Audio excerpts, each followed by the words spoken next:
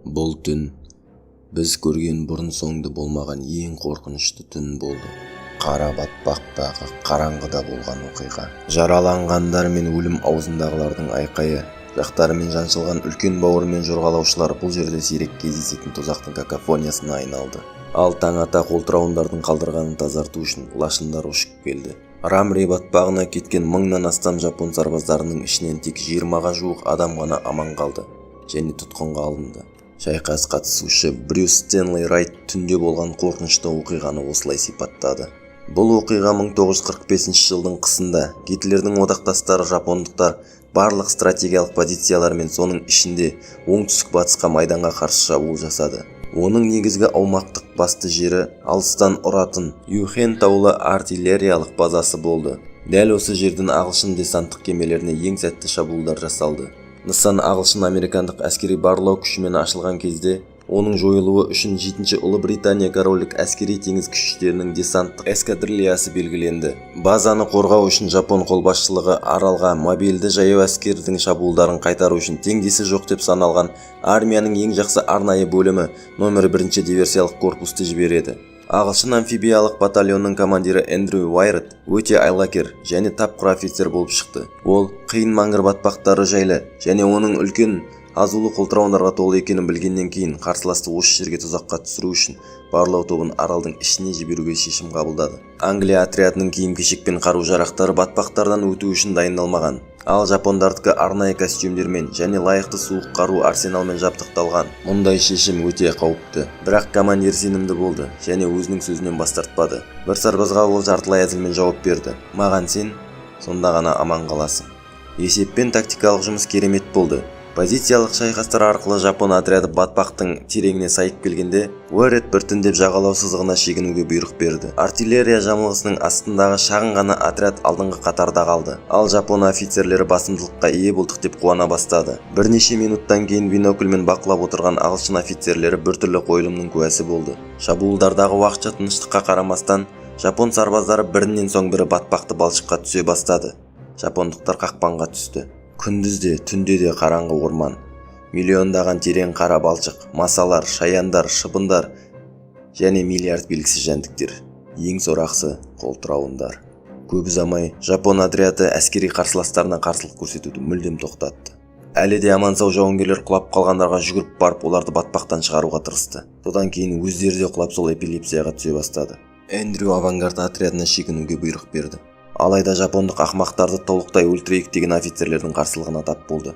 Келесі 2 сағат ағылшындар төбеде қуатты да керемет қаруланған жапон армиясының тез өшіп бара жатқанын тыныш қана бақылап отырды. Нәтижесінде жаудың саны көп күштерін бірнеше рет жеңген. Өз уақытында дұшпандар оларды ерліктері үшін торнадо деп атаған 1215-ші іріктеуден тұратын ең жақсы тәжірибелі сарбаздар диверсиялық полкі қолтырауындарға тіріде жем болды. Ал өлім сыйлаушы азулы тістерден аман қалған 20 сарбазды ағылшындар өздері тұтқынға алды. Канадалық натуралист куәгер британдық армияның бұрынғы сарбазы Брюс Стенли Райттың оқиғалары жазылған кітабы әлі күнге дейін қызу пікірталас тудырады. Аталған фактілерді растайтын ғалымдар бар, бірақ оларға қарсы шыққандар да бар. Швейцариялық биолог Чарльз Альберт Вальтер Гогисберг жапондықтардың көпшілігі қолтырауындардан тек аз ғана адам атыс қаруынан қайтыс болды дейді. Жауынгерлік қатысушылардың қауымдастығы да канадалық натуралистер жазғанның бәрін растайды. Ал Гиннестің рекордтар кітабының баспагерлері жануарлар шабуылынан адамдардың көп қайтыс болу фактісін бекіту үшін негіз ретінде Стенли Райттың кітабынан ақпарат алды. Құрметті британдық тарихшы Фрэнсис Джеймс Маклин өзінің Бирма компаниясы жеңістен жеңіске дейін дейтін кітабында қолтырауындардың жағдайына күмәнмен қарайды. Ол куәгерлер сипаттаған қолтырауындардың саны аштыққа байланысты маңғыр батпақтарында өмір сүре алмайды дейді. Егер бұл мыңдаған қолтырауындар қалалық аңыздағыдай осы қырғынға қатысқан болса, олар бұл оқиғаға дейін қалай тамақсыз өмір сүрді және бұл оқиғадан кейін қалай өмір сүреді?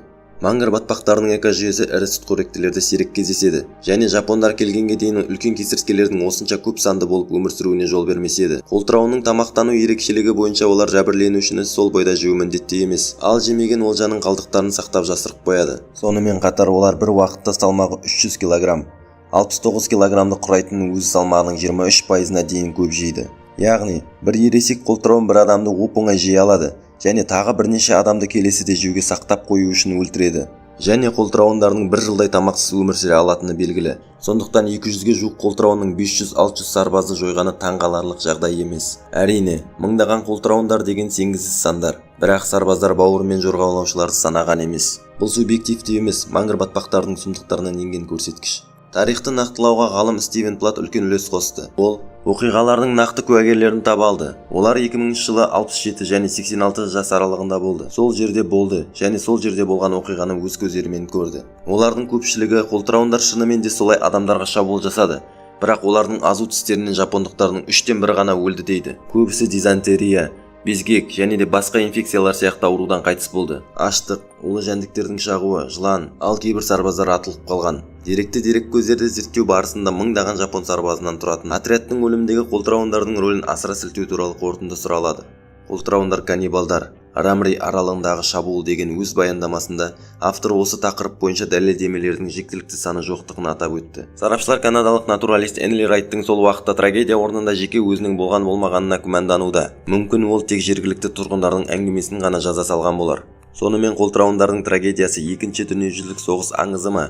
Әлде бұл шын болған оқиға ма? Әлі де белгісіз. Үлкен тісті азулы тарақты қолтырауын әлі күнге дейін жер планетасындағы ең қауіпті және агрессивті жыртқыш болып саналады. Австралия жағалауында тарақ қолтырауындардың шабуылынан халық ең қауіпті жануар деп санаған үлкен ақ акуланың шабуылынан да көп адам өледі. Бұл рептилия түрі жануарлар әлеміндегі ең күшті тістеуге ие. Ірі түрлері 2500 килограммнан жоғары күшпен тістей алады.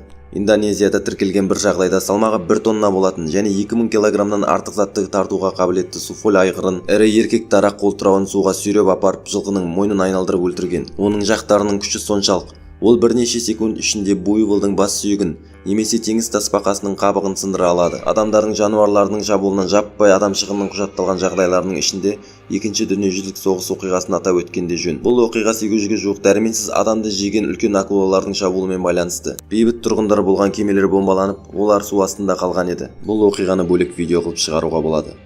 Егер сізге видео ұнаса, лайк басып каналға тіркеліп кетіңіз және ойыңызды комментарийға жазыңыз. Келесі видеода кездескенше.